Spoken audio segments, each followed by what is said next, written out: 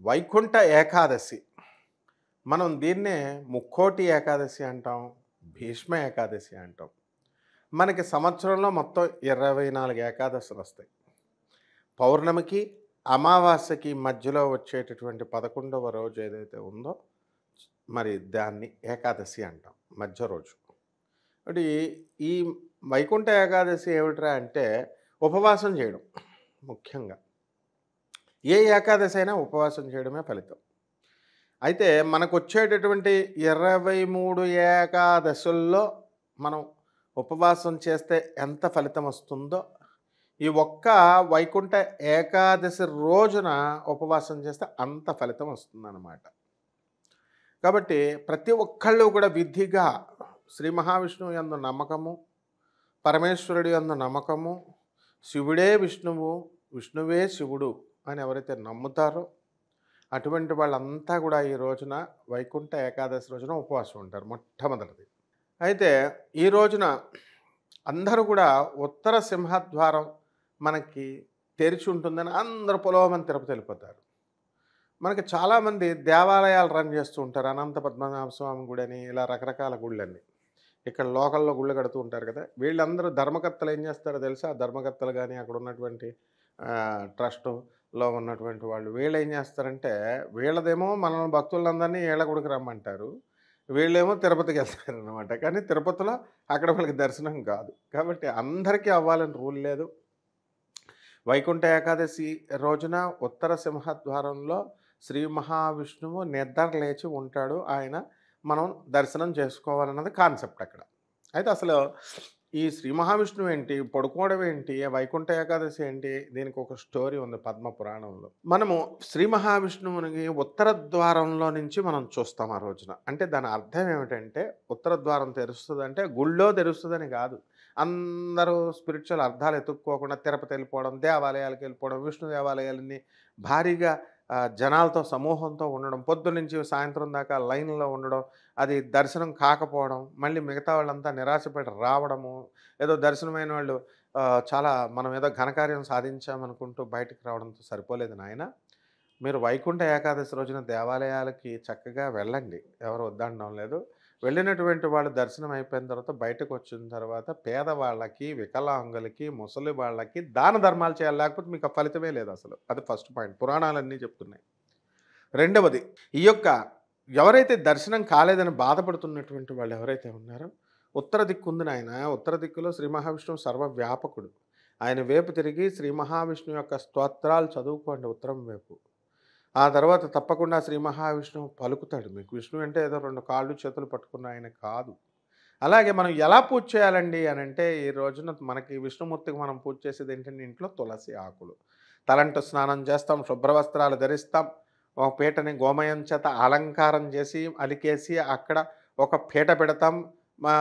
మనం ముగ్గులు వేస్తాం చక్కగా. పసుపు కుంకుమలతో, బియ్యం పిండితో ముగ్గులు వేసిన తర్వాత దానిపైన తెల్లని వస్త్రాన్ని మనం పరిచి దాని మీద ఒక కలశాన్ని పెట్టి దానికి పసుపు కొమ్ము కట్టి దారంతో మొత్తం కలశాన్ని అంతటిని కట్టి మామిడాకులతో కానీ తమలపాకులతో కానీ కలశాలు ఏర్పాటు చేసిన తర్వాత దాని కొబ్బరికాయను పెట్టి ఒక ఎరుపు రంగు కానీ పచ్చ రంగు కానీ వస్త్రాన్ని దానికి జాకెట్ గుడ్డ పెట్టి దానికి తులసి మాల వేసి పువ్వులతో తులసి మాలతో శ్రీ మహావిష్ణువు యొక్క అష్టోత్తరాలతో మనం ప్రార్థించాలి.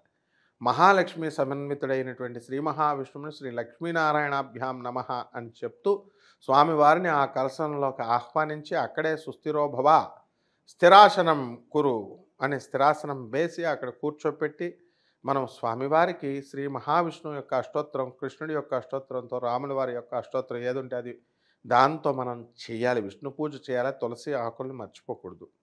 ఈ విధంగా గంధము అలంకార భూషితుడు స్వామి, అలంకార ప్రియుడు శ్రీ మహావిష్ణువు కాబట్టి ఈ రకంగా పట్టుపీతాంబర వస్త్రాలను ధరింపజేసి స్వామివారి గుళ్ళో చేస్తారు. మీరు చిన్నగా ఇంట్లో ఇవన్నీ కూడా తులసిమాలతో పువ్వులతో అలంకారం చేసి ఉపవాసం మాత్రం మర్చిపోకండి. పేదవాళ్ళకి సహాయాలు చేయడం ఇవి మాత్రం మర్చిపోకండి. ఈ విధంగా ఉత్తర సింహద్వారం దొరకలేదని బాధ అవసరం లేదు.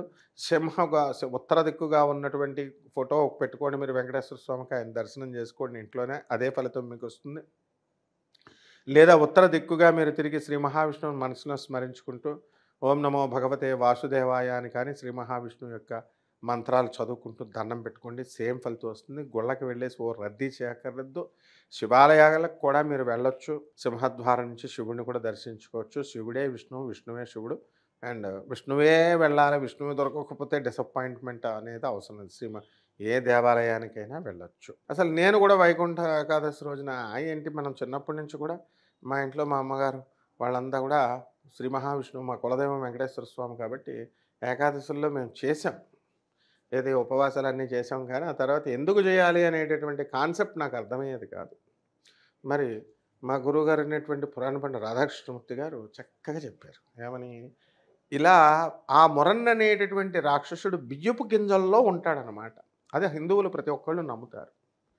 కాబట్టి ఆ రోజున మనం బియ్యంలో వండుకొని తినకూడదు. మిగతాది ఏదన్నా మనం టిఫిన్ లాంటిది ఏదన్నా తినొచ్చు. అలాగే ఒక అమ్మాయి బియ్యంలో పురుగులు ఉంటాయని చెప్పేసి వైష్ణవులు వీళ్ళంతా చెప్తారు, కానీ దాని రీజన్ కరెక్ట్గా అతుక్కున్నట్లుగా మనకి రాలే. కాబట్టి ఇప్పుడు ఇక నుంచి మీరు ఎవరైతే బాగా భోజనాలు తినేటటువంటి వాళ్ళు, ఇది రీజన్, ఇది పద్మపురాణంలో చెప్పబడిన రీజను. ఇది ఖచ్చితంగా ప్రతి ఒక్కళ్ళు ఆచరించాలి. అలా ఆచరిస్తేనే మీకు మోక్షం వస్తుంది, జనన మరణ చక్రం నుంచి మీరు తప్పించుకుంటారని చెప్పేసి పద్మపురాణం క్లియర్గా చెప్పబడింది. ఇకపోతే మరొక పురాణం ఏం చెప్తుందంటే, క్షీరసాగర మథనం జరిగింది, అమృతం పుట్టింది, ఆ అమృతము ఈ రోజునే ఉద్భవించింది.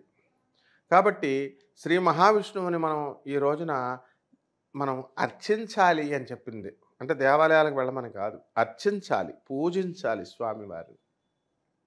శ్రీ విష్ణు శక్తి అంటే విష్ణు వ్యాపక శక్తి, సర్వవ్యాపక శక్తి. ఎక్కడైతే అన్ని చోట్ల వ్యాపించి ఉంటాడు స్వామి. సర్వశక్తిమంతుడు, సర్వవ్యాపకుడు, పోషకారకుడు, మనలందరినీ తిండి పెట్టేటటువంటి వాడు, పోషకకర్త. కాబట్టి ఈ రోజున మనం దీన్ని భీష్మ ఏకాదశి కూడా అంటాం. ఏకాదశులన్నీ కూడా చాలా పరమ పవిత్రమైనటువంటివి కాబట్టే మరి భీష్మ పితామహుణ్ణి అర్జునుడు ఎప్పుడో పడుకోబెట్టేసినా దక్షిణాయనంలోనే కొట్టుపడేస్తాడు.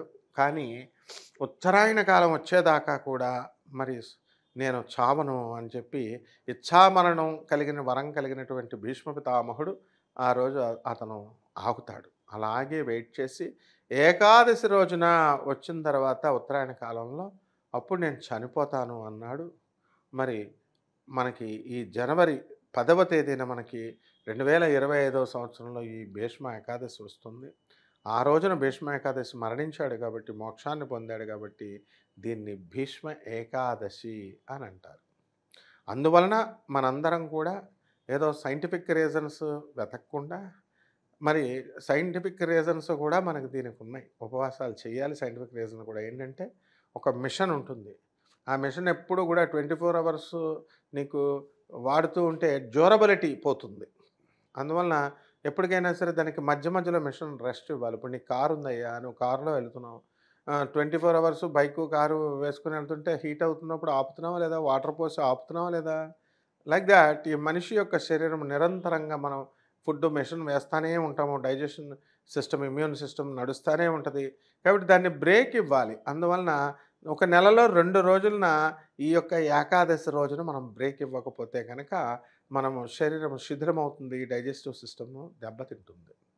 కాబట్టి అందుకోసమైనా సరే మనం ఈ సైన్స్ను శోధించే మహానుభావులంతా కూడా, నేను ఐఐటి మెడ్రాస్లో పిహెచ్డి చేశాను ఫిజిక్స్లో, కాబట్టి సైంటిఫిక్గా రీజన్స్ ఎతికేటటువంటి వాళ్ళకి నేను ఇచ్చేటటువంటి final and authoritative and authentic answer మా గురువులు ఇచ్చినటువంటిది.